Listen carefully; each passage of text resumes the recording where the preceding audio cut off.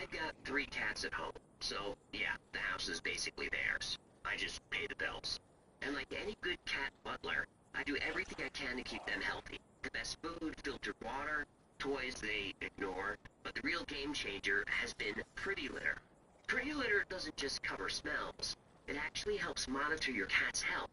The litter changes color based on the acidity or alkalinity of their urine, and it can even detect signs of blood. With 3 cats, it gives me serious peace of mind that I'm not missing anything important. Pretty Litter ships free to my door, it's low dust, it controls odor better than anything I've tried, and 1 bag lasts a whole month. It's non-toxic, pet-safe, and it's the only litter I trust in a house run by cats. Right now, save 20% on your first order and get a free cat toy at prettylitter.com/thewhyfiles. That's prettylitter.com/thewhyfiles to save 20% on your first order and get a free cat toy. prettylitter.com/thewhyfiles. Pretty Litter cannot detect every feline health issue or prevent or diagnose diseases. A diagnosis can only come from a licensed veterinarian. Terms and conditions apply. See site for details.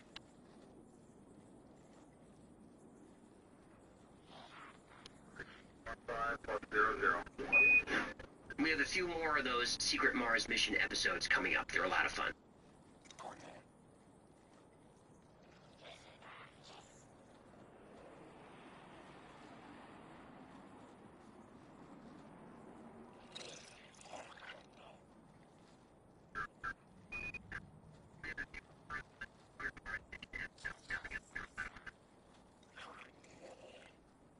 What's this?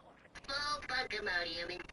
Everything's beeping, old timers and alarms. This is definitely a coordinated attack. Have you considered just turning them off? Oh, you sweet summer human. That's what they want me to do.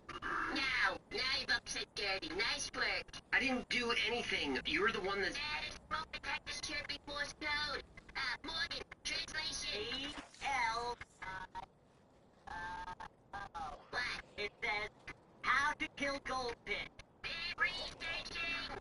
Next episode is 151, the Phobos incident. 500. At the height of the space race in the late 1970s, the Viking probes successfully landed on Mars, collecting pictures, data, and samples from the Red Planet. It was so successful that Soviet scientists wanted their shot at glory, but their focus wasn't on Mars. It was on its moon, Phobos, named after the Greek god of fear. After all, if NASA could land on Mars, landing on one of its moons should be easy, right? Well, it turns out Mars' largest moon was right to be named after the Greek god of fear.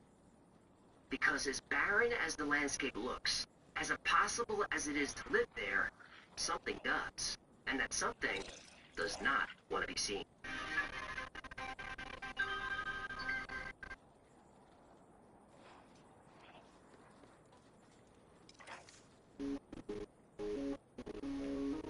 Scientists and astronomers have long debated the potential for life on Mars. When the first probes landed on the surface, the outlook for finding life wasn't good.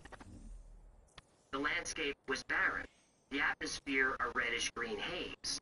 This did not look like a planet that could support even the simplest life forms. However, after further study, opinions changed. As I've shown on this channel, NASA has been taking some creative license with their photography. Link below to the video about Mars and the NASA cover-up. Right. The Martian atmosphere is actually bluish-gray, not green or red.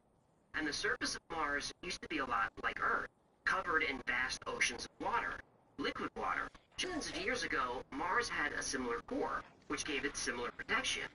But eventually the Martian core stopped spinning, and without the protection of its magnetic field, solar wind stripped away most of the Martian atmosphere. The reason there's water on Earth is because our atmosphere is actually pretty heavy. When Mars lost its atmospheric pressure, its water evaporated into space. Well, most of its water. There's still water frozen in the Martian ice caps. Scientists have even discovered organic compounds in Martian rocks, compounds that are the building blocks of life. So, if there are signs of life on Mars, what about its moons? Could there be life there too? Well, Mars has 2 moons, Phobos and Deimos, both named after the sons of the Greek god Ares. American astronomer Asaph Hall discovered them in 1877. Now, Phobos is the larger and closer of the two moons, but large in this case is misleading. It's only about 14 miles across. For comparison, our moon is 2,000 miles wide. Phobos is also oddly close to Mars, only about 5,000 miles away. Our moon is 200,000 miles away. Phobos is covered with massive craters and dents. The surface is dull with no atmosphere. It's not round at all. It's been called a giant potato. Phobos looks more like an asteroid than a moon. And for a long time, astronomers thought Phobos and Deimos were asteroids that got captured by Mars's gravity. Not only do they almost perfectly resemble asteroids, they appear to be made out of the same type of rock. But their orbit is so oddly close to Mars that scientists from the Japan Aerospace Exploration Agency, or JAXA, proposed another theory. Instead of being trapped asteroids, Mars's moons might have formed in a similar way to our moon. Oh, you mean created by aliens in a distant part of the galaxy and brought here to serve as a base of operations? No, I'm talking about the giant impact hypothesis. That a large object collided with the Earth, and the moon was formed by the debris from the impact. Yeah, that's not how the moon was formed. Well, I have my suspicions too, but let's stick with Mars. Okay, but if you throw out more cockamamie theories, you're gonna hear it. I know, but you're gonna like the theory about Mars. We'll see.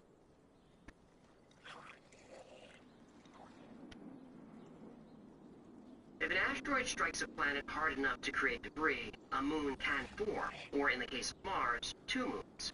And there's scientific evidence to back it up. Just like Mars, scientists have found inactive signs of life on the tiny moon. Possible remnants of microorganisms, or DNA, aka the building blocks of life. Martian life. Okay, you're right. I like this theory. According to one of the lead scientists at JAXA, Phobos is an ideal natural laboratory.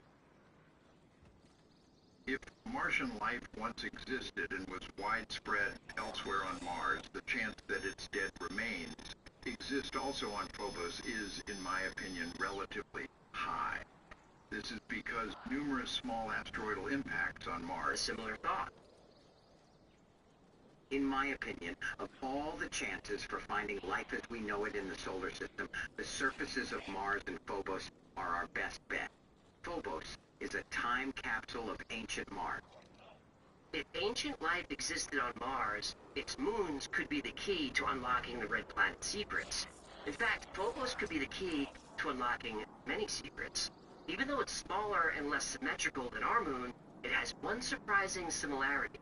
Like our moon, Phobos might be hollow.